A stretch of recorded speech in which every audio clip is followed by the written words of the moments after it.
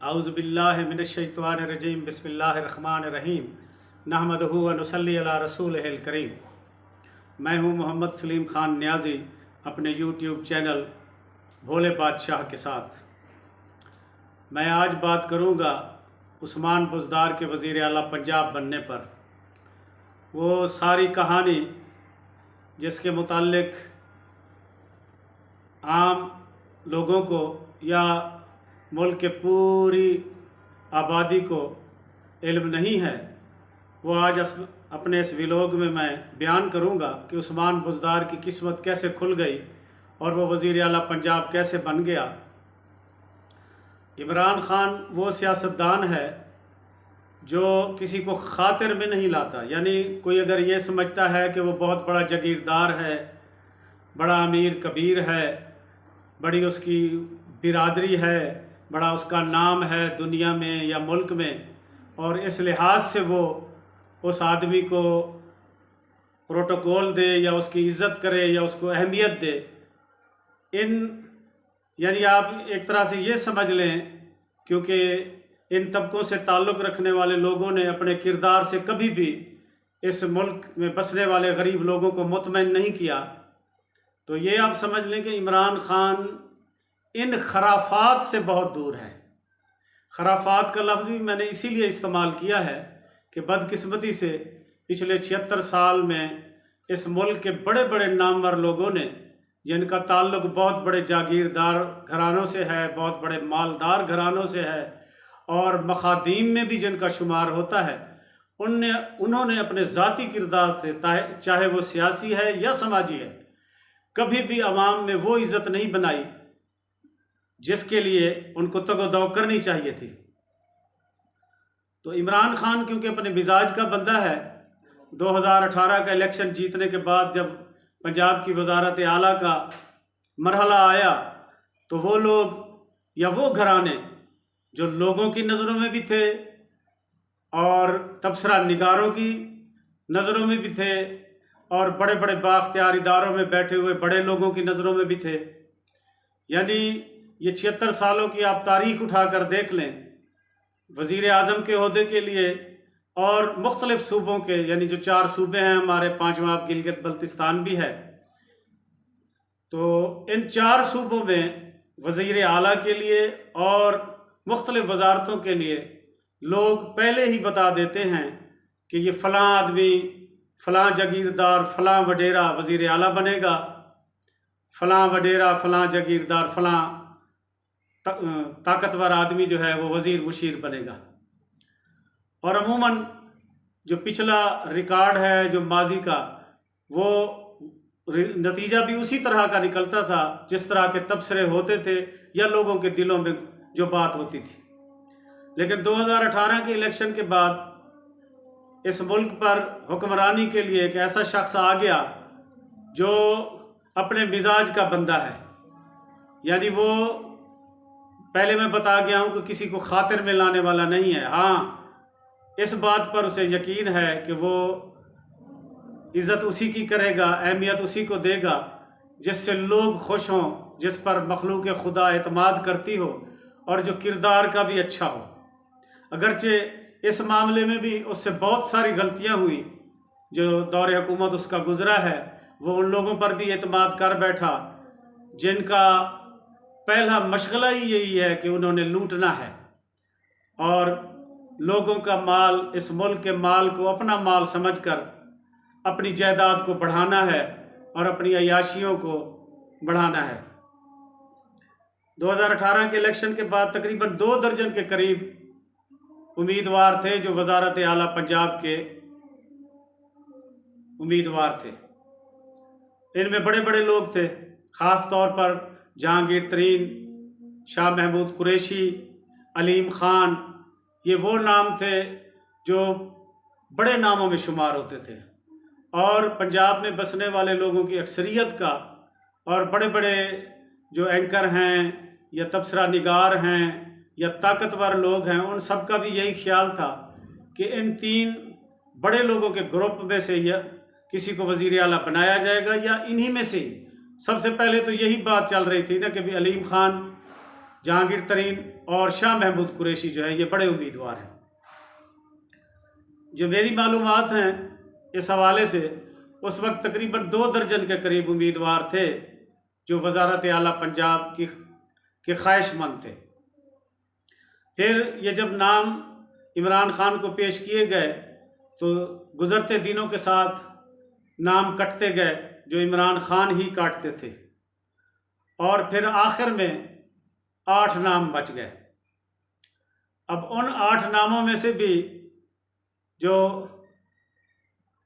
Top favourite थे वो भी बहुत बड़े लोग थे। फिर बचते बचते और नाम काटते काटते सिर्फ 4 नाम बच गए जिनके मुतालिक संजीदगी के साथ गौर किया जा रहा था कि इनमें से किसी एक को वज़ीर आला पंजाब बनाया जाएगा। उनमें एक नाम हमारे मियाँ वाली के सब्तैन खान का था, एक नाम उस्मान बुज़दार का था, एक नाम डॉक्टर यास्मीन राशिद साहिबा का था, और चौथा जो नाम था वो हमारे बहावलपुर डिवीज़न के अब्बासी ख़ानदान से ताल्लुक़ रखने वाले होनहार सियासतदान साहिबजादा मोहम्मद गज़ैन खान अब्बासी का था। फिर हुआ ऐसे कि क्योंकि मैं पहले बता गया हूँ कि इमरान खान अपने मिजाज का बंदा है, चाहता वो ये था कि इस दफ़ा पंजाब का वज़ीर आला उसको बनाया जाए जो इंतहाई पसमानदा इलाके से ताल्लुक़ रखता हो और फिर वो दिल खोल कर अपने इलाके की पसमानदगी को दूर करने में अपना किरदार अदा करे। तो आखिर में फिर डॉक्टर यास्मीन राशिद साहबा का नाम भी कट गया और सब्तैन खान साहब का नाम भी कट गया। अगरचे सब्तैन खान साहब आखिरी दिन तक भी ताकतवर उम्मीदवारों में से एक थे, लेकिन जो आखिर में 2 नाम बच गए वो साहिबजादा मोहम्मद गज़ैन खान अब्बासी और उस्मान बुज़दार के नाम थे। अब आप पूछेंगे कि भी इन 2 नामों को क्यों फाइनल किया इमरान खान ने। उसकी वजह ये थी कि जितने भी उम्मीदवार थे वज़ारत आला पंजाब के, वो जिन जिन इलाकों से ज़िलों से ताल्लुक़ रखते थे उनके मुतालिक मुकम्मल रिपोर्ट्स मंगवाई गई कि उन इलाकों में गुर्बत का क्या हाल है, मसाइल किस हद तक हैं, लोग परेशानियों का शिकार किस हद तक हैं, और उन ज़िलों में जिनसे उम्मीदवार फाइनल हो गए थे उन ज़िलों में तरक्की की क्या पोजीशन है। तो फिर ये जो 2 ज़िले थे, ज़िला बहावलपुर और उस्मान बुज़दार साहब का ज़िला, ये पसमानदा तरीन ज़िलों में शुमार हुए उस वक्त। और साहिबजादा मोहम्मद गज़ैन खान अब्बासी साहब का ज़िला इसलिए पसमानदा ज़िलों में शुमार हुआ कि रोही चौलिस्तान का ताल्लुक़ क्योंकि ज़िला बहावलपुर से है, और रोही चौलिस्तान में आज भी लोग उन सहूलियात को ढूंढते हैं जो सहूलियात बड़े शहरों में लोगों को मैसर हैं। और उस्मान बुज़दार साहब का ज़िला भी ऐसे ही था कि जहाँ यानी कि इस तरह की रिपोर्ट्स पे आई कि वहाँ जानवर और इंसान एक ही जगह से पानी पीते हैं। तो ज़िला बहावलपुर से ये साहिबजादा गज़ैन अब्बासी और उधर से उस्मान बुज़दार साहब को बुलवाया गया। ये मैं जिस रात फाइनल हुआ वज़ीर आला पंजाब का नाम, उस रात का किस्सा आपको सुना रहा हूँ। तो फिर ज़िला बहावलपुर से साहिबजादा गज़ैन खान अब्बासी का नाम इसलिए ड्रॉप कर दिया गया कि ज़िला बहावलपुर एक तरक्की याफ्ता शहर है, बहुत बड़ा शहर है, अगरचे इसके साथ चौलिस्तान जो है उसमें तो कोई हाल नहीं है इंसानी ज़िंदगी का, लेकिन बहरहाल क्योंकि ज़िला शुमार हो रहा था तो ज़िला बहावलपुर बनिस्बत उस ज़िले के जहां उस्मान बुज़दार रहता है इंतहाई तरक्की याफ्ता शहर है ज़िला बहावलपुर। चुनाचे फिर जो आखिरी रात इंटरव्यू के लिए बुलाया गया इन दोनों उम्मीदवारों को, और इसमें से फिर फाइनल उस्मान बुज़दार को किया गया। अब ये इमरान खान की नीयत तो यही थी कि जब मैं एक पसमानदा इलाके का वज़ीर आला मुंतखब करूँगा तो वो यकीनन ऐसे काम करेगा जिससे गरीबों के मसाइल भी हल होंगे और जमात की नेकनामी में भी इजाफ़ा होगा। लेकिन ये जो सिलेक्शन थी ये आने वाले दिनों में गलत साबित हो गई। गलत साबित किस लिए हुई कि उस्मान बुज़दार एक कमज़ोर वज़ीर आला साबित हुआ, यानी ना उसका कोई कंट्रोल था, ना ही उसकी कोई बात मानी जाती थी। यानी बाज़ारों में तो ये हाल था उन दिनों में, क्योंकि ताजर तबके का ज़्यादा ताल्लुक़ उस वक्त नून से था और ताजर तंजीमें पूरे पंजाब में नून के अहदेदारों से भरी हुई थी। तो ताजरों ने और दुकानदारों ने इमरान खान का नाम ले लेकर, यानी ये माहौल होता था कि दुकानदार और जो बड़े ताजर हैं इमरान खान को गालियां भी निकालते थे और ये ड्रामा करते थे, जी आ गई है तब्दीली, अब इसका मज़ा उठाएं आप। और जानबूझकर इतने महंगाई कर दी गई जिसका कि मुल्क की सूरत हाल से कोई ताल्लुक़ नहीं था, सिर्फ इमरान खान के नाम को ख़राब करने के लिए। और दुकानदारों ने और ताजरों ने वो लूट मार की कि अल्लाह की पनाह। और उस्मान बुज़दार इतना नालायक साबित हुआ, इतना नाअहल साबित हुआ कि वो इन खामियों पर काबू न पा सका। अलबत्ता बदनुआनी को जो दास्तानें थी वो आम थी,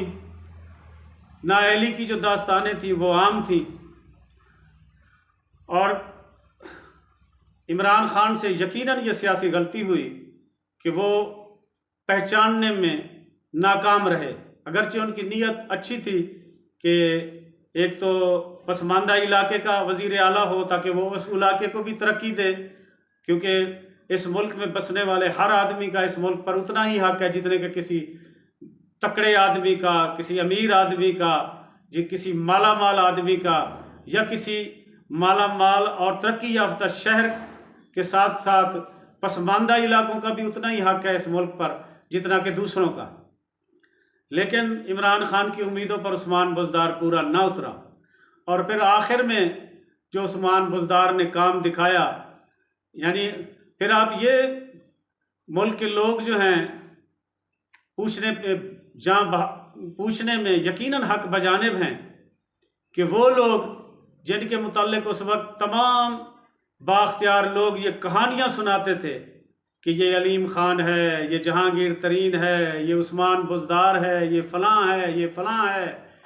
ये मुल्क के वसाइल को लूट रहे हैं। लेकिन जैसे ही वो लोग इमरान खान की जमात से अलग हुए उनको छेड़ा तक न गया। यानी फिर वो जो उनकी लूट मार की दास्तानें थी उनको दबा दिया गया और उनको हीरो बनाकर पेश करने की कोशिश की गई। इमरान खान से यकीनन सियासी गलतियां हुई हैं और उसको पहचान में भी यकीनन मुगालते हुए हैं, गलतियां हुई हैं, या ऐसे समझ लें कि उसकी ज़िद जो थी शायद इसलिए भी उसके लिए नाकामी का बायस बनी कि ज़िद तो उसकी यही थी कि मुल्क के हालात बदलेंगे, पसमानदा इलाकों के हालात बदलेंगे और वो अपने मुल्क को उन बड़े नामों के तसल्लुत से भी शायद आज़ाद करवाना चाहता था